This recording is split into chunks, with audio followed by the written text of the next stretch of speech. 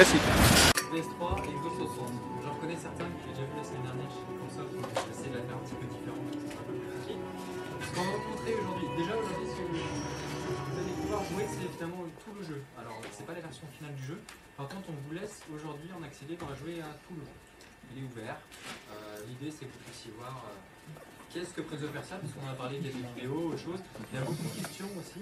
L'idée aussi, c'est que Patrick et moi, aujourd'hui, on est là, vous pouvez nous poser des questions toute la journée, même pendant la presse. Là, il va jouer pendant que je parle, mais n'hésitez pas à interagir s'il y a des points sur lesquels vous voulez aborder. Si quelque chose qui va revenir forcément, le game over ou des choses comme ça. Juste pour vous situer, en termes d'introduction, ce nouveau Prince of Persia, comment il se situe par rapport à la saga Prince of Persia d'aujourd'hui. Prince of Persia a commencé en 89 avec finalement un premier livre qui est celui de Jordan Mechner, avec les 3 premiers jeux. Il y a eu ensuite un deuxième chapitre qui était la trilogie Sable du Temps faite par Ubisoft, donc avec les Sables du Temps, l'âme du guerrier et les 2 royaumes. Ça, c'était une première trilogie que nous avons fait, et donc là maintenant nous lançons un nouveau chapitre, une nouvelle trilogie. Donc ce qu'il faut savoir sur le prince, c'est que c'est ni son cousin, son oncle, son grand-père ou autre.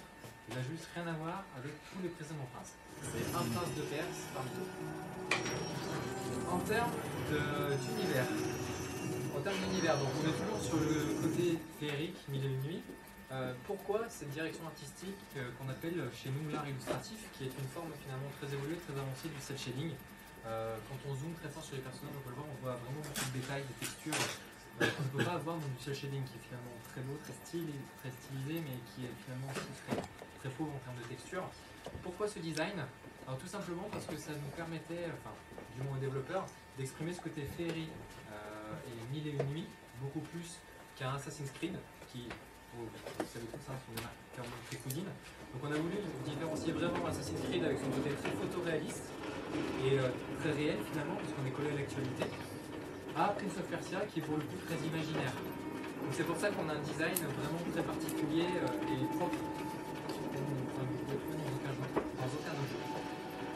En termes de scénario, alors on est toujours sur une bataille numérique épique entre les forces du bien, donc incarnées par la lumière dans le jeu, et les forces du mal incarnées par la corruption. Donc c'est une substance noire visqueuse que vous avez pu voir à travers les vidéos ou autres, pour ceux qui ont déjà joué dans la présentation. Et donc le prince est délicat, donc on ne va pas vous spoiler le pourquoi délicat, qui est bien moment pourquoi, mais elle va aider le prince à ramener la lumière dans le royaume de Perse qui était corrompu. Ce qu'il faut savoir, c'est que le mécanisme du jeu a été construit en fait, autour des 2 personnages, sachant qu'il n'y a pas de coop. Tu sais déjà ce que je demande. Il n'y a pas du tout de coop. Et là, c'est clair vraiment qu'avec le prince, mais en fait, la particularité de ce Prince of Persia, c'est d'avoir un gameplay tout aussi riche que les précédents beaucoup de jeux, mais avec finalement un nombre de touches assez simple à utiliser. Le A sur la manette, c'est le saut, le B, c'est le gant, qui peut vous servir à tout moment à descendre toutes les parois verticales. Le X, l'épée, et le Y.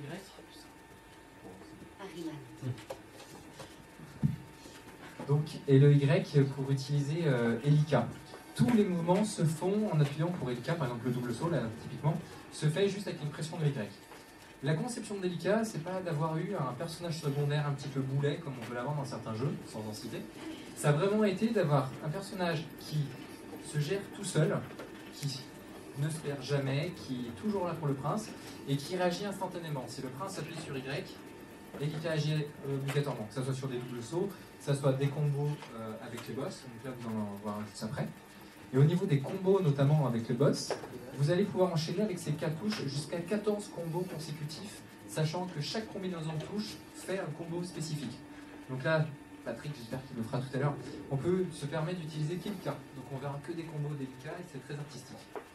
La progression dans le jeu, notamment au niveau des combos et autres, se fait via les compétences d'Elika. Le prince en lui-même garde ses caractéristiques et ne peut évoluer qu'avec l'évolution des compétences d'Elika.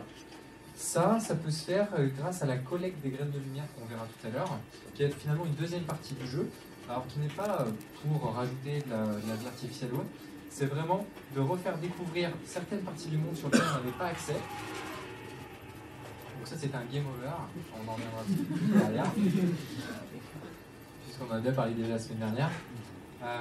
Donc je disais disais, au niveau des collègues de lumière, va permettre de débloquer des pouvoirs pour Elika. Alors vous allez pouvoir voir sur certaines façades, on a des ronds rouges, on a des ronds verts, on a différentes choses qui sont débloquables. Si on ne les débloque pas, ce sont typiquement des passages sur lesquels on ne peut pas aller, mais on pourra faire la masse par un tout autre chemin. Donc le fait de débloquer les pouvoirs d'Elika vont permettre d'appréhender finalement le jeu d'une manière différente et d'avoir à chaque fois une expérience différente. Tu peux nous montrer le network?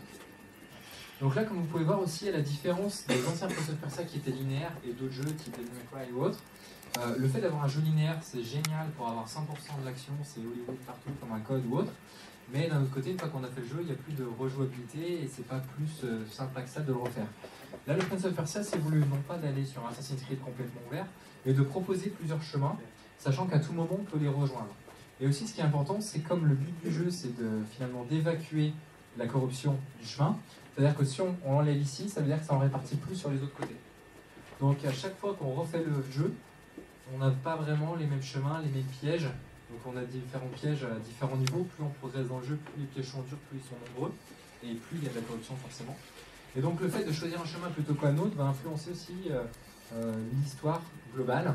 Donc du coup finalement chaque joueur n'aura pas vraiment la même expérience de jeu. En termes aussi, je voyais le network, vous pouvez demander à tout moment à Elika de vous aiguiller le chemin. Par exemple, vous allez avoir 3 ou 4 chemins devant vous, vous ne savez pas lequel utiliser.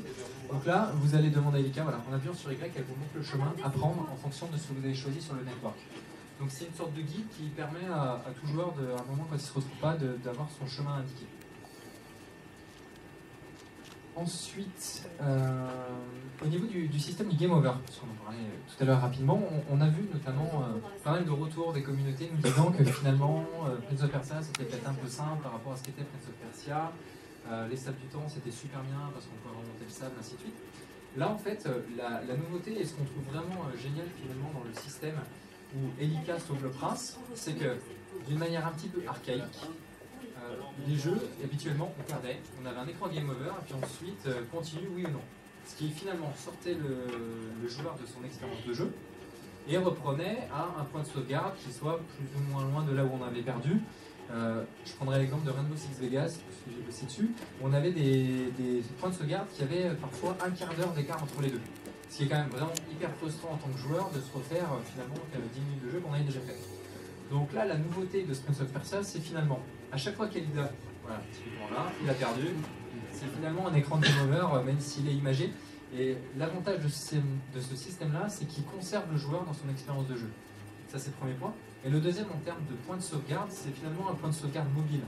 C'est-à-dire qu'on va avoir des scènes de plateforme, donc là avec des plateformes stables, et puis des scènes, des plateformes mobiles. Quand le prince va glisser, je ne sais pas s'il en a dans cette partie de la map, mais en tout cas, vous pourrez le retrouver dans le jeu. Et Elika vous ramène à la dernière plateforme stable. Donc ça ne veut pas dire que ça vous ramène au tout dernier endroit, parce que s'il y a eu par exemple le système glissade de 3 sauts de poteau, vous reviendrez peut-être 3-4 minutes en arrière. Par contre, s'il perd juste là, vous reviendrez juste à la toute dernière plateforme. Donc c'est en ça que finalement on a un game over comme dans tous les autres jeux. Il n'est pas plus facile que les autres, mais c'est vraiment assez innovant puisqu'on reste dans l'expérience de jeu et en plus on ne se refait pas 10 minutes de jeu qu'on a déjà fait. Au niveau des stades de plateforme, comme vous allez le voir, notamment au fur et à mesure du jeu, elles sont de plus en plus dures. Donc là aussi on a une progression qui est assez linéaire, qui est plutôt bien faite. Les premiers tests des journalistes en tout cas le ressentent bien. Et un autre point aussi, alors quelque chose qui est assez transparent pour le joueur, c'est finalement le joueur calcule très régulièrement le nombre de fois où Elika vous a aidé, donc grosso modo le nombre de game over, l'endroit où vous êtes, le nombre de pièces que vous avez collectées, ainsi de suite, tout un tas de données qui permettent au jeu d'étalonner le niveau de difficulté à votre niveau et qui se caractérise aussi par une corruption plus ou moins importante selon les joueurs.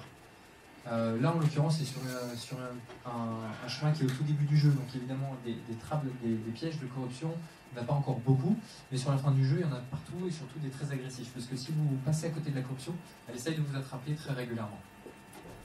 Donc ça c'était un point sur les difficultés. Là Patrick va combattre le Hunter, donc ce qu'il faut savoir au niveau des boss, il y en a 4. Ces 4 boss on va être amené à les combattre plusieurs fois. Chaque fois, il faudra adopter une nouvelle tactique, une nouvelle technique, puisqu'ils vont eux aussi évoluer en fonction de l'expérience de jeu. Et chaque boss a vraiment sa spécificité. Pour ceux qui étaient au Micromania Game